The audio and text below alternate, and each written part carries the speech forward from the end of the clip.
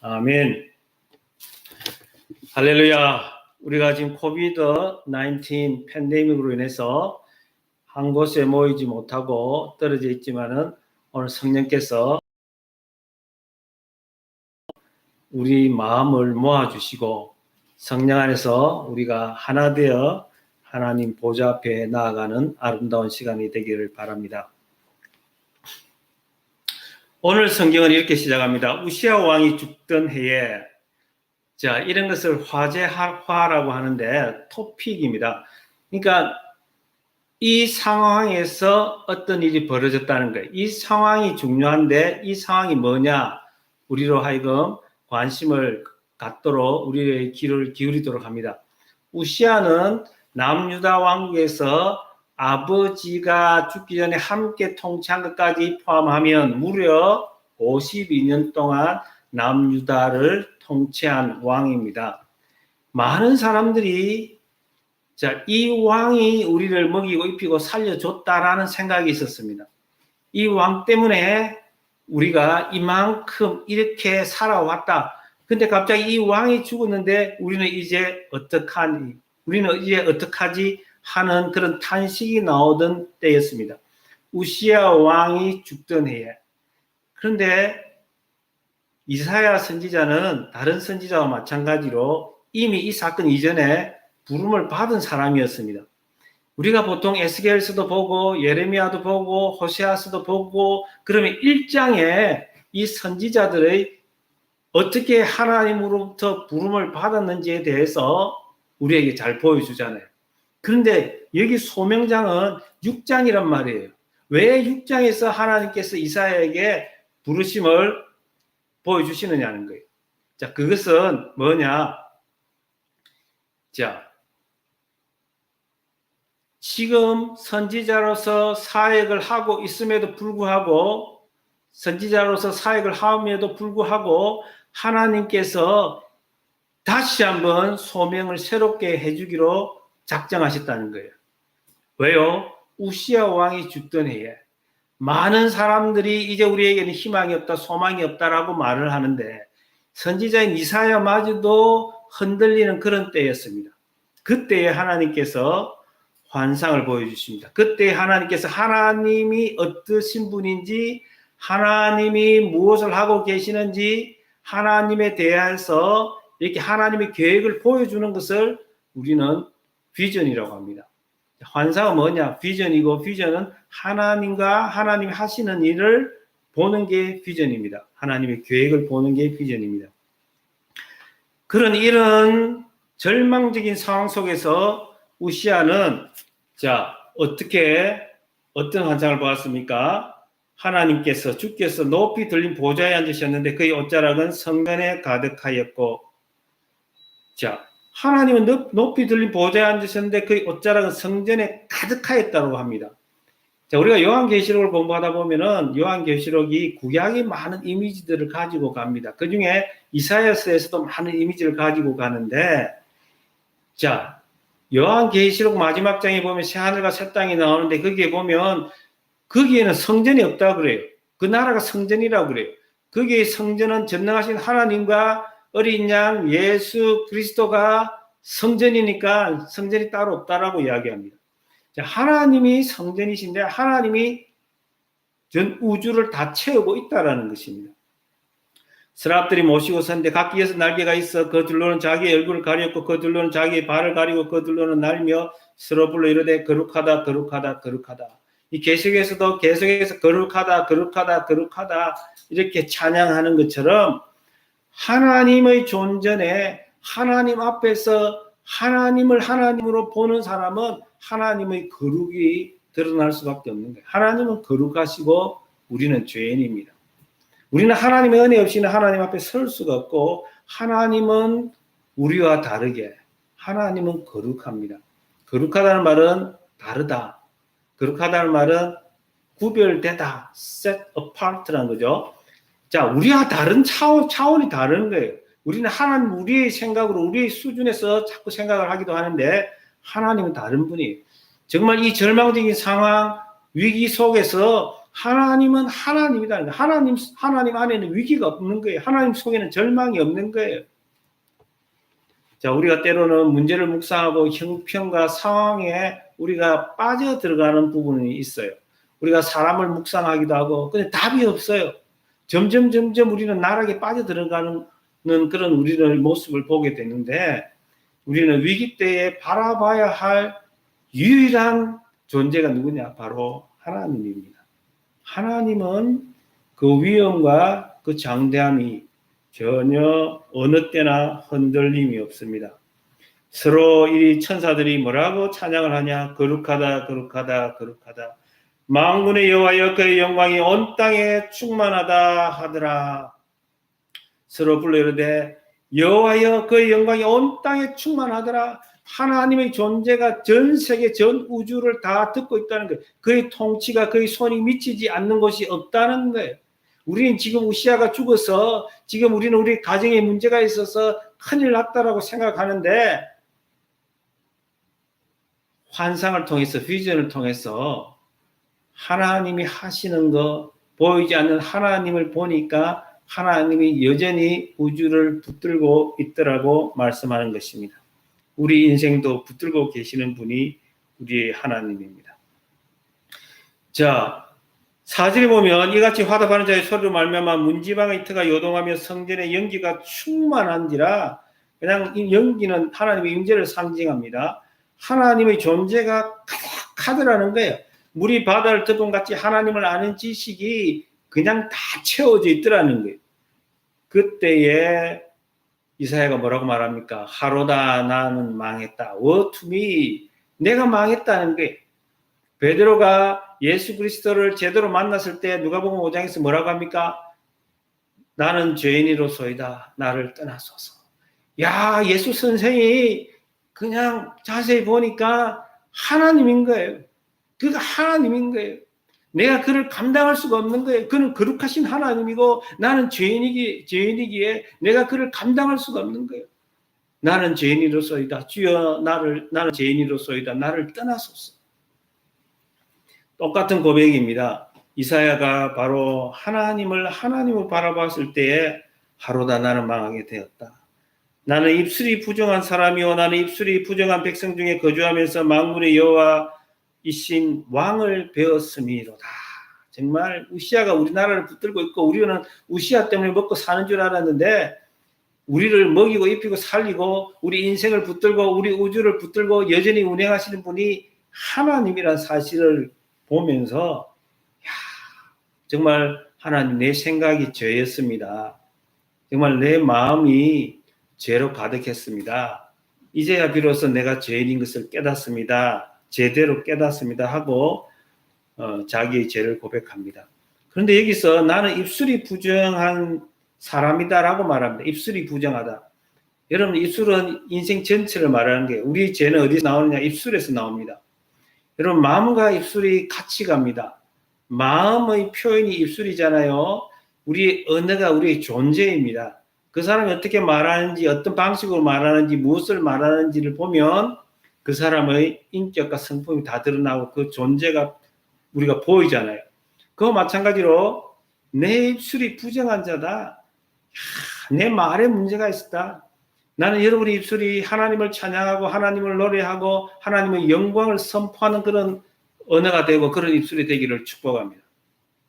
우리는 말이 바뀌어야 됩니다. 말이 긍정을, 하나님 때문에 부정적인 상황 속에서, 어려운 상황 속에서도 우리는 소망을 노래해야 합니다. 물론 우리는 하나님 앞에서 우리를 하나님으로 우리를 하나님의 자녀로 불러주셨고 우리로 하여금 하나님의 아버지라고 부르라고 했기 때문에 우리는 그 앞에서 탄식도 해야 되고 우리는 그 앞에서 하나님과 따지기도 할 수도 있지만, 그러나 하나님은 하나님이라는 사실을 우리는 기억하고 하나님을 높이고 하나님께 모든 영광을 올려드려야 합니다. 자, 이렇게 자신이 완전히 죄라는 것을, 하나님을 본 자만이, 하나님을 영적으로 만난 사람만이 자기가 어떤 사람인 것을 알 수가 있어요. 자, 하나님을 만난 적이 없는 사람은 아무리 공부를 하고 아무리 많은 경험이 있어도 자기가 누군지를 몰라요. 성경은 무엇을 말하느냐? 하나님을 아는 지식, 그리고 인간을 아는 지식, 두 가지를 말합니다. 다르게 말하면 하나님을 아는 지식, 나를 아는 지식. 나를 아는 지식은 내가 누구인지 아는 것은 바로 하나님과 만남 속에서야만 비로소 깨닫게 되고, 나의 유한과 나의 죄를 고백하면서 하나님 앞에 엎드리며 하나님의 은혜를 구하게 되는 것입니다. 나는 여러분이 참 매일매일 말씀을 묵상하면서 기도하면서 하나님을 인격적으로 깊이 만날 수 있기를 축복합니다. 자, 이럴 때에 정말 절망적인 상황이에요. 하나님 봤으니까 내가 하나님을 감당할 수가 없어요. 나는 죄 덩어리고 하나님은 거룩 그 자체인데, 그때에 서랍 중에 천사 중에 한 사람이 부젓가락으로 제단에서 집은 핀숯에 손을 가지고 내게로 날아와서 그것을 내 입술에 대면서 제단 숯불로 내 입술을 깨끗하게 해줬다라고 이사야가 고백을 합니다. 여러분, 우리는 성령의 불로 우리가 태움을 받아야 합니다. 정케되어야 합니다. 깨끗함을 입어야 합니다. 우리가 정말 더럽다, 정말 죄악으로 가득 차 있다, 우리 허물로 가득하다라는 사실을 알지 못하면 우리는 회개할 필요가 없어요.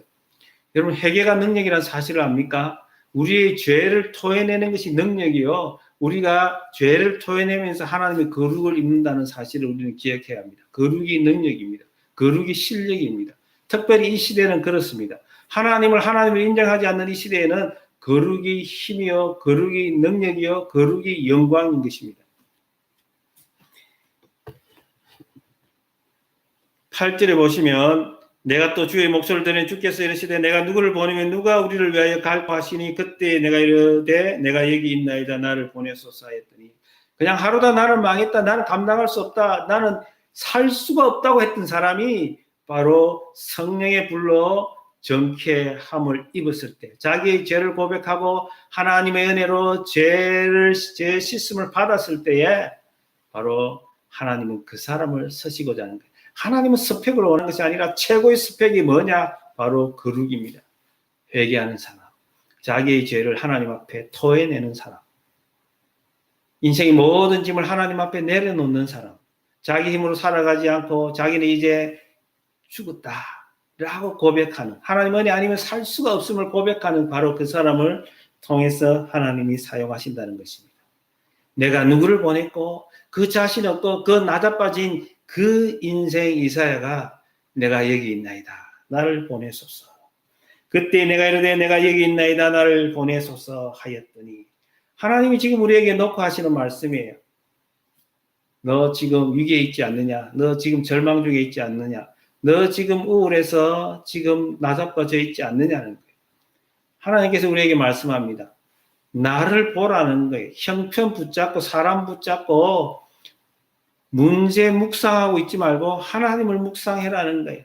하나님의 음성을 듣고 죄를 토해내고 하나님의 손에 이끌려서 함께 하나님의 사역에 동참하지 않겠느냐 하는 것입니다. 나는 오늘 이 시간 우리 모든 성도들이, 자, 주여 내가 여기 있나이다, 나를 보내소서라고 고백할 수 있기를 원합니다. 하나님은 우리를 보내시는 분이에요. 하나님은 성교의 하나님입니다. 하나님은 예수 그리스도를 이 땅에 보내셨습니다. 예수님은 부활하시고 우리에게 말씀합니다. 내가 너희를 아버지가 나를 보낸 것처럼 나도 너희를 보내노라. 나도 너희를 보내노라. 하나님은 어떤 분이냐고요? 하나님 존재 자체가 보내시는 분이에요. 하나님은 포로로 바벨론에도 보내고, 하나님은 여러 지역에 보내시는 분이에요. 이집트에도 보내고, 약속의 땅 가나안 땅에도 보내시고, 하나님은 보내시는 분이에요. 왜요? 하나님이 만드신 전 우주는 하나님의 땅이에요. 하나님이 주인이에요. 하나님은 온 땅에 관심이 있고 천하 만민에 관심이 있고, 하나님은 우주를, 이 세계를 구원하는 것이 하나님의 가장 큰 그림이에요. 하나님은 우리를 통해서, 하나님은 우리를 동반자로, 하나님은 우리를 동력자로 세워서 그 일을 하시기를 원하시는 것입니다. 하나님이 일하시지만 하나님은 우리를 통해서, 우리의 무릎을 통해서, 하나님은 우리에게 그 마음을 주셔서 우리를 통해서 일하시기를 원하시는 것입니다. 여러분, 하나님이 우리는 마음을 알아야 합니다. 9절 보면 여호와께서 이르시되 가스 이 백성에게 이르기를 너희가 듣기는 들어도 깨닫지 못할 것이요 보기는 보아도 알지 못하리라 하여 이 백성의 마음을 둔하게 하며 그들의 귀가 막히고 그들의 눈이 감기게 하라. 염려하건대 그들이 눈을 보고 귀로 듣고 마음으로 깨닫고 다시 돌아와 고침을 받을까 하노라 하시기로 내가 이르되 주여 어느 때까지이니까 하였더니, 참 사람들은 눈을 뜨고 있지만은 하나님의 세계를 보지 못하고 있어요. 하나님이 세미한 음성을 들려주시지만 기가 막혀서 듣지를 못하고 있어요. 여러분, 이런 것이 바로 우리가 살아가고 있는 세상입니다. 우리의 사역의 현장입니다. 하나님 우리에게 줄로 재어준 구역이 바로 그렇습니다. 여러분의 가정도 그렇고 여러분의 인간관계 속에서도 이런 모습을 볼 수가 있습니다. 부부 관계, 부모와 자녀 관계, 형제 관계, 이웃 관계, 노사 관계, 모든 관계가 지금 막혀 있어요. 사람들이 말을 해도 서로 다른 언어로 이야기하고 무슨 말을 하는지 서로 알아듣지를 못하고 있습니다. 하나님 말씀을 하는데 하나님은 때가 있고, 그럼에도 불구하고 하나님께서 반드시 하나님의 계획은 하나님의 방법으로 이루신다는 것을 오늘 성경은 우리에게 가르쳐 줍니다. 12절 보시면 여호와께서 사람들을 멀리 옮기셔서 이 땅 가운데에 황폐한 곳이 많을 때까지니라. 그 중에 10분의 1이 아직 남아있을지라도 하나님이 말을 안 들어서 자기 백성들을 바벨론으로 옮기기도 하고 디아스포라를 만들기도 하고 또 그 중에 10분의 1이 아직 남아있을지라도 그때도 아니라는 거예요. 이것도 황폐하게 될 것이나 밤나무와 상수리 나무가 배임을 당하여도 그 거루터기가 남아있는 것 같이 거룩한 씨가 이 땅의 거루터기니라 하시더라. 여기서 우리는 남은 자 사상에 대해서 배울 수 있습니다. 남은 자, the remnant. 그러면 굉장히 중요한 성경의 가르침입니다. 엘리야가 이제 나다빠지고 하나님께서 그를 호렙산으로 보내시고 하나님께서 그에게 하나님의 임재를 보여주시면서 그로 하여금 다시 사명을 주시려고 하는데 하나님 무슨 말씀을 합니까? 엘리야는 오직 나만 남았거늘라고 그런 자조 섞인 말을 하지만 하나님은 내가 바알에 무릎 꿇지 않은 7,000명을 남겨뒀다고 말씀하는 것처럼 하나님은 소수의 사람들을 통해서 창조의 소수, 토인비가 말하듯이 창조의 소수를 통해서 하나님은 하나님의 일을 하시는 것입니다. 하나님에게는 많은 사람이 필요한 것이 아닙니다. 밤나무와 상수리나무가 배임을 당하여도 이제 끝났다고 생각하고 저 나무는 완전히 잘렸다고 생각하지만 뿌리는 보이지 않고 뿌리에 붙어있는 밑둥이 그거를 거루터기라고 하잖아요. 그 밑둥이만 남아있는 사람들이 보기에는 저 나무는 이제 죽었다라고 생각하는 바로 그런 상황 속에서도 그 거루터기는 남아있는 것 같이 그 속에 거룩한 씨가 있는 것처럼 이 땅에 거루터기가 있다는 거예요. 우리의 모습은 형편없다 할지라도 하나님은 우리 속에 거룩한 씨를 통해서 하나님 역사를 이루어 가신다는 거예요. 누가 일하십니까? 하나님이 일합니다. 우리가 일하는 것이 아니에요. 어떤 사람은 믿음은 있는데 정말 아무것도 할 수 없는 사람이 있어요. 그냥 숨만 쉬고 살아가는 사람이 있어요. 하루하루 버티는 게 사는 거예요. 여러분, 하나님은 일 잘하는 사람 부르시는 게 아니라 믿음으로 살아내는 사람. 나무가 잘려나가고 상수리 나무가 잘려나가고 이제 끝장났다고 생각함에도 불구하고 여전히 거루터기가 되어서 거룩한 씨를 품고 있으면서 하나님을 바라보고 하나님에 대한 믿음을 고백하고 선포하는 그 사람을 통해서 하나님은 역사를 이루어 가시겠다는 것입니다. 사랑하는 성도 여러분, 여러분 지금 상황이 어떻습니까? 하나님은 지금 우리에게 큰 도전을 주십니다. 유대 땅에 우시아라고 하는 왕이 52년 동안 통치를 했는데 모든 사람들이 그 사람 때문에 이스라엘이 지금 무너지지 않고 외세에 의해서 무너지지 않고 지금 살아있고 그 우시아 덕분에 우리가 먹고 입고 살았다고 생각하는데 절망하지 말라는 거예요. 그들이 절망한 것처럼 너희는 절망하면 되는 것이 아니라 너희들이 하나님을 보면 산다라는 것입니다. 저는 기억이 생생합니다. 대한민국 역사에 있어서 박정희 대통령의 공이 있고 바가 있지만 그가 우리나라를 18년 동안 통치를 했습니다. 물론 독재자로 우리가 생각할 수도 있는데 18년을 살면서 한국 경제를 많이 일으켰습니다. 그가 18년 만에 그 신복에 의해서 총살을 당하여 유명을 달리했을 때 많은 국민들이 바깥으로 튀어나와서 그의 죽음을 애도했습니다. 왜요? 박정희가 우리를 먹였다는 거예요. 우리의 배고픔을 채워줬던 사람이라는 거예요. 18년, 우시아 몇 년요? 52년. 52년 동안 유다의 왕노릇을 했기 때문에 그때 그 사람들의, 그 백성들의 그 좌절감, 그 절망감을 한번 상상해 보십시오. 여러분 지금 나 이제 어떻게 살아요? 하는 그렇게 생각하는 사람이 있지는 않은지 모르겠어요. 어젯밤에 저한테 메시지가 왔어요. 한 20년 전에 만났던 청년부 학생이에요. 이제는 30대 중반에 이 자녀들 키우고 있는 그런 자매예요. 이런저런 상황을 이야기하면서 목사님 나 이제 어떡하지요? 나 이제 어떡하지요? 여러분 구체적인 상황은 제가 말씀을 안 드리지만 나 어떻게 하지요? 정말 잘생기고 정말 이쁘고 정말 좋은 직장에서 공부도 잘했던 그 자매지만 결혼 생활을 하다 보니까 이렇게 됐는데 목사님 나 이제 어떡하지요? 여러분 이런 고백이 여러분 속에는 없습니까? 중년은 중년의 위기가 있고 신혼은 신혼대로 위기도 있고 노년은 노년대로 위기가 있습니다. 건강의 위기도 있고 가정의 위기도 있고 자녀의 위기도 있고 인간관계의 위기도 있습니다. 그 위기 때에 우리는 누구를 바라봐야 되느냐? 바로 하나님을 묵상해야 합니다. 세상을 묵상하고 사람을 묵상하면 정말 소망이 없습니다. 점점 우리는 나락으로 빠져들 것입니다. 하나님을 묵상합시다. 하나님의 임재를 보면 모든 치유가 일어납니다. 구원이 있습니다. 소망이 있습니다. 하나님 그 자체가 우리의 방패요 상급입니다. 하나님은 지금도 살아계시고 온 땅을 가득 채우고 계시는 분입니다. 하나님의 손이 미치지 않는 곳이 없습니다.